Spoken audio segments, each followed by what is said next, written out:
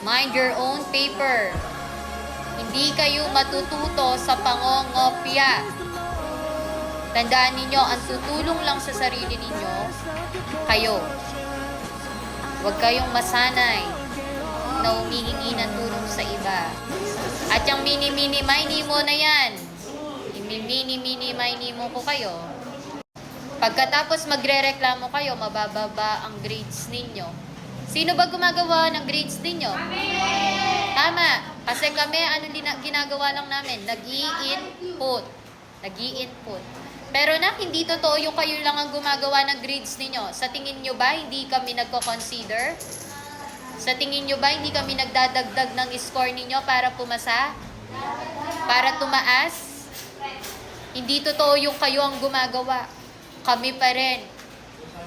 Kasi binibigyan pa namin ng consideration yung iba.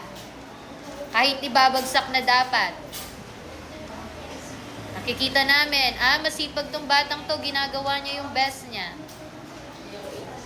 Kasi sa totoo lang, hindi naman tungkol lang lagi yan sa talino. Mas na-appreciate namin yung batang mabait, marespeto, magalang, nag-aaral ng mabuti, gustong matuto.